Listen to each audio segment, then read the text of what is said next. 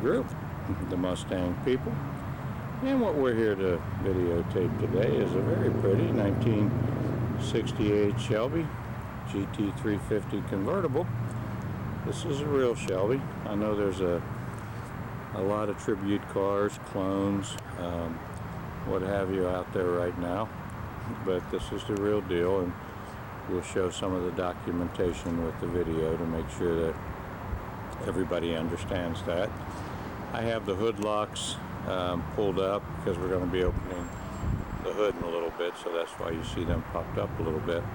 Very difficult to find. It's mid-afternoon to find a shady spot, and you get much better color and detail in the shade, but I kind of found a spot off in a corner here that hopefully will work for this videotape. Car's obviously red with white Le Mans stripes, white top, white GT stripes. Car was originally lime gold, but I think it was in '93 in Colorado was painted red and remains red today. So we're going to try to do a very thorough videotape of this car and tell you everything that we know about it. We're going to walk around the car, and we'll start right here by panning down the side to show you that it's a nice straight car. And I will point out, and I'm going to show, you can see the reflections of the buildings and the sheet metal, that the left rear quarter panel of this car was replaced in 1975 when this car was still in Dallas, Texas. So it was a long time ago, and was actually replaced by what was then a Datsun dealer, and of course Datsun's long gone. They're now Nissan. Very nice work, and I'll show you that. And we had to do, since this was done so long ago, we didn't think it was done to our standards, and we refinished the inside of the quarter, which I'll point out, and I don't think anybody can detect that it was ever done, but I'll point that out. Obviously it's very straight, as you can see today, and it is a Ford quarter panel, incidentally. It does, if you tilt your head up, you'll see the C8ZZ, which is 1968 Mustang part number in the quarter. So it still has all Ford sheet metal. Now we're going to come up here. You'll see very nice chrome. We'll look at the front bumper. Very nice, as hopefully you could see, and the trim around the front is all in very nice shape. It does have the Lucas fog lights, and they do have the proper covers over them. And we'll look up here, and we see the Shelby nose panel with the Shelby letters across it, like they should be. And since this car was painted in 1993, you're going to see a few little paint flaws, like as an example right here. Don't know if it'll show up or not, but you'll see a teeny little nick here. And the fiberglass fits just like it's supposed to. And the hood, you can see the gap between the fender and the hood is very nice. Paint still carries a very high gloss, and it's obviously been well cared for. And we'll come, and you'll see, if you look really close here, just the most minuscule little hairline right there. And if you come over here, you'll see some little teeny cracks in the paint. And that's from people thinking that you have to lift the hood up here. You can see it even flex to open the hood, which is not the case. And anybody that knows anything about 68 Shelbys will know they're going to show some cracking there. And again, that's whether it's a service shop, somebody changing the oil or whatever, we'll lift the hood there, and that's not the way it's supposed to be done, and you always get very minute cracking in the fiberglass. Again, very nice gaps here, and there's a teeny little brush touch right here where a little rock chip flew up. And keep in mind that this car was driven. This was not a trailer queen. The car was driven, and so you'll see an odd little chip like that, but certainly very nice paint even today. Panning down this side of the car, we're going to see, again, it's very straight.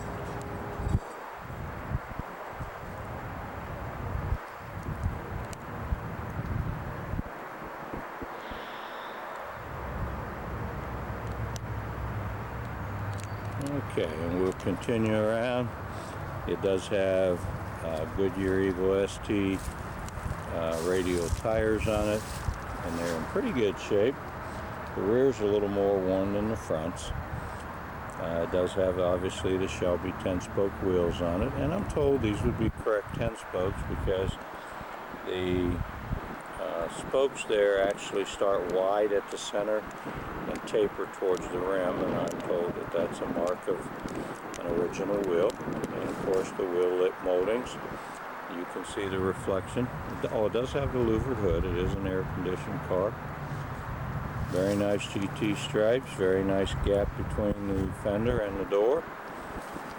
And we did replace the antenna because this little gasket here was a little pitted, and we put the correct round base antenna on it, the duplicate of what was on it.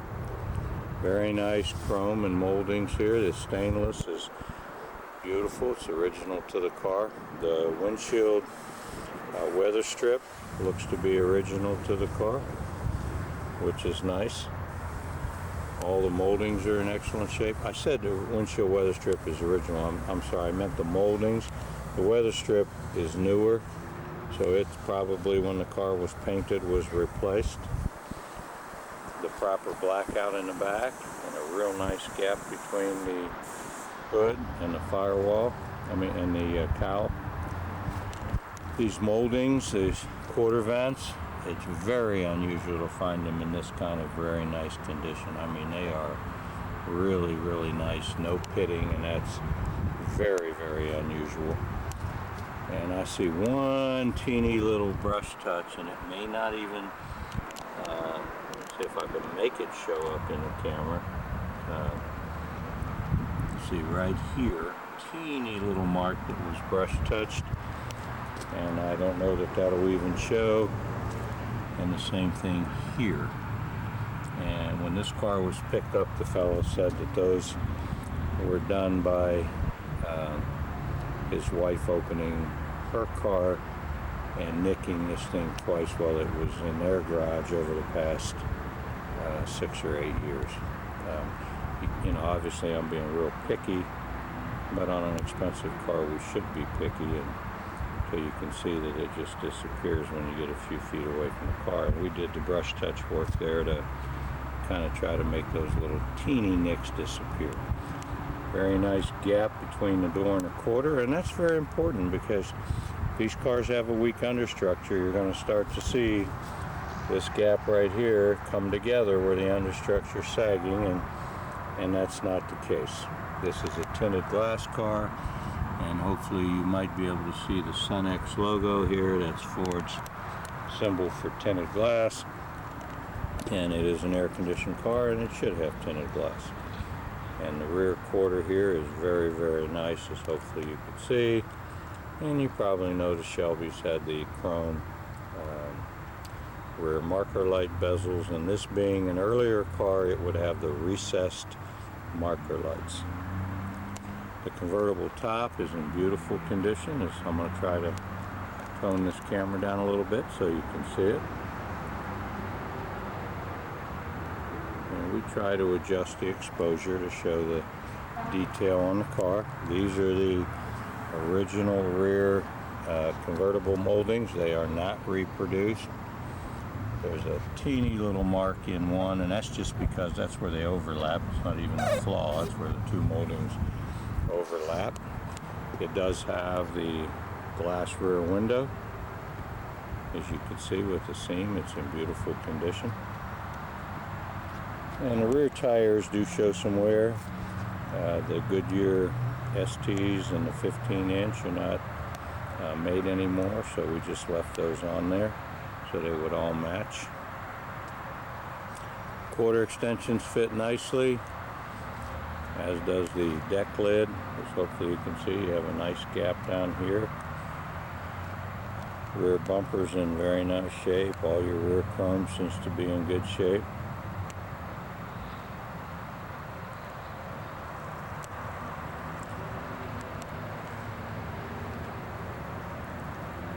Shelby lettering. I see a couple teeny little marks here, and that's probably just from putting gas in it over the years.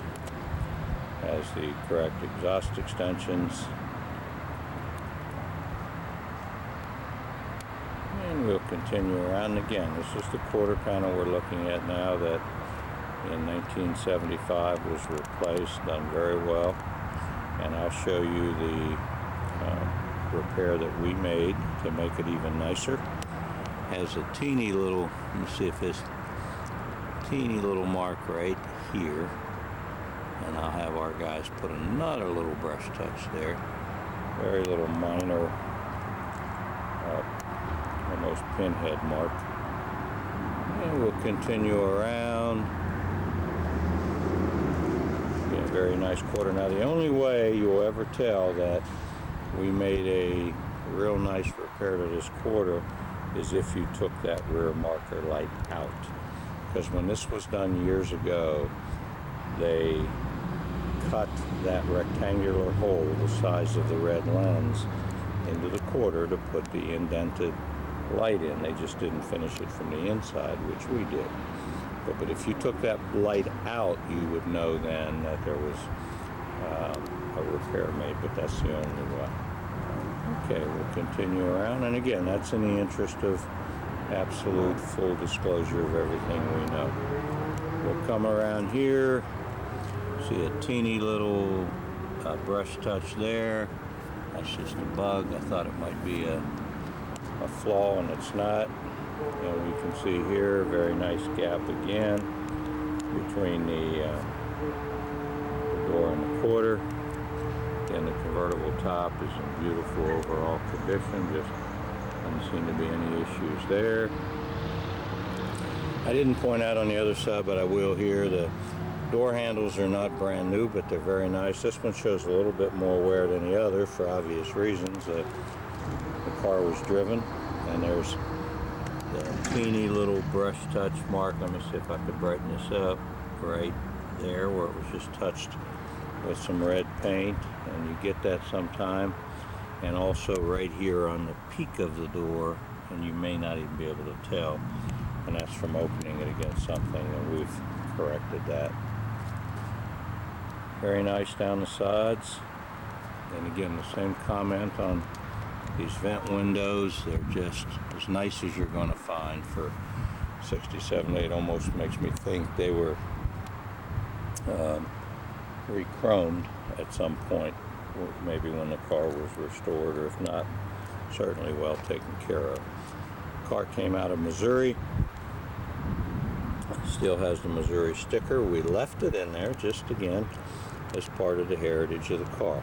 Originally this car was delivered to the Dallas, Texas area, and there's full documentation, found its way to Colorado and then into Missouri, never exposing or being exposed to the corrosive effects of winter road salt. Very nice gaps again. And we'll continue. Again, wheel lip molding. So there's a walk around the car, and hopefully you can see that I've been really picky about a couple little nicks here and there, but the car presents extremely well, as you can see.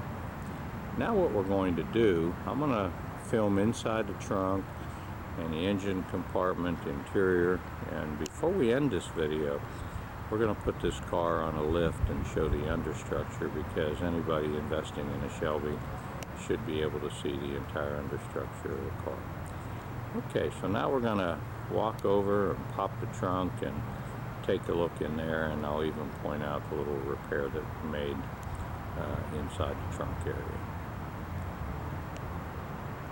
Okay, I've popped the deck lid, so we've got the trunk up, and we're going to walk over here, and we're going to see that it does have the proper jacking instruction detail under here. I might have to brighten this up a little bit, and we do see that it has another 10-spoke wheel in the trunk, and with the Goodyear tire on it. And this is probably a reproduction 10-spoke, but I'd have to measure. It might not be, but at any rate, it is a 10-spoke wheel with the matching tire back here, and we do have a jack and a lug wrench, and we've left them out so that it can be seen that they're there. Okay, and it does have, and we've done this, we put a brand new heavy vinyl, not a fleece plaid trunk mat in here. And we're going to look back down in here in this quarter. I'm going to brighten this camera up so we can see down in the quarter panel here. And now you can see this recessed light here, and you can see the nice recess like it's supposed to be, the indentation, and that's factory caulking there. And we can see the original inner and outer wheelhouses. Now we're going to come over here to the other side, and again you're going to see the inner and outer wheelhouse, and this is the area that we've repaired. There was a little bit of dent in that wheelhouse, and there isn't anymore. But if you come over here, you're going to see the same indentation. And when this car came to KAR, this indentation wasn't there. You can see the same type of like factory undercoating type appearance.